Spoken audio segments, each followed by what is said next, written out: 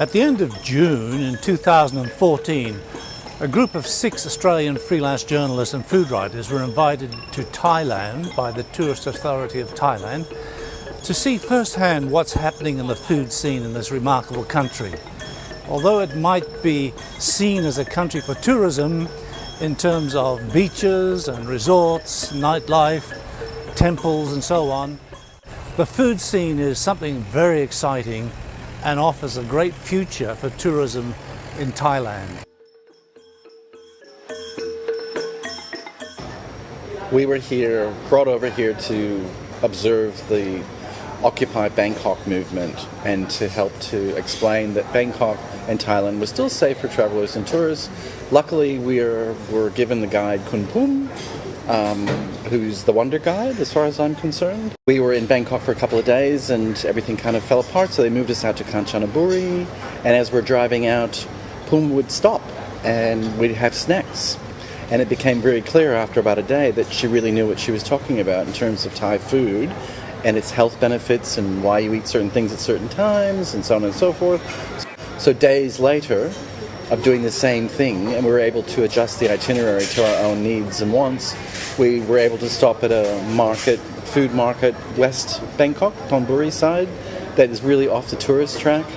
And that really gave us the idea then that, a lot of tourism to Thailand is focused on beaches, on shopping, a little bit about the history. They'll go visit the Royal Palace, the usual things. You can do a cooking class just about anywhere in Thailand, but not much information was available to people about the actual production side. So where does fish sauce come from? What about shrimp paste? What about farming? You don't get to meet the farmers. You don't go out and visit an organic farm. So that gave Christine and I the idea that we could put this together, and we talked about, a catchy name for it. I think Christine actually came up with Paddy to Plate. We asked Kun Pum more about it. Could she actually put it together? Yes, and we then decided once we got back to Australia we'd approach TAT when Pong Sak was still working with TAT. Could he put this together? Was there funding? And yes, and that led from there. We were sitting in the Rang Mahal restaurant in Bangkok, and we were having this fantastic Indian dinner, and there's a coup outside and a whole heap of things are happening in Bangkok at that time, and we're having this amazing Indian dinner and they're serving this fantastic wine, and at one point we said, "Where's this wine from?" And the restaurant manager said, "It's made by a Thai winemaker," and she happened to study in Australia. And at that point Tom and I said, "This is a fantastic story," and at that we just thought, how do we get back to interview this young woman? And that, I guess, was the seeds of where could we go further with the story. And as Tom has said, we then travelled down, we went down to the River Kwai, and it was the little things along the way that struck us, just stopping at street stalls and coming back to Bangkok and going to a local market where only the locals go to eat. And we thought there's so much more to this city that tourists don't get to see. This country is full of amazing food ideas and it just needs to be exposed to the world. When I first heard that we were doing a Paddy to Plate tour in Thailand, I wondered how it was going to work out. I didn't know whether it would be very boring looking at paddy fields. I didn't know what else they could find us to see. But as the trip went on, I could see that there was a lot that Thailand is doing. There's a lot of organic farming that's going on. We even found a winery. That was a real surprise. I didn't know that Thailand had a winery, that they would be making wines of any calibre, and yet they were just fantastic.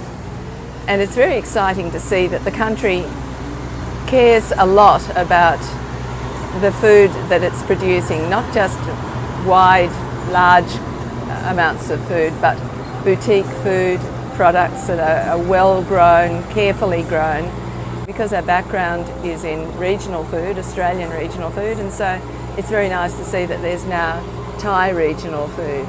And we've even found restaurants that are using the food, like the little food route just here in Bangkok. They're using crab specially sourced, fish specially sourced. It's another reason, I guess, to come to Bangkok, come to Thailand and see a different layer of food production, different layer of eating to what you might have expected. I learned of a chain that I never knew existed in Thailand, called organic food and premium produce that is has to be tried. It's a pleasure to the palate. Tourism of Thailand, we have more than you think. Now, especially food. Food is important for your life, especially Thai people. When their guests come to our houses, the first question we ask is, do you eat anything yet? So you see, food is very important for our family. So nowadays, we would like to tell you how beautiful of Thai food.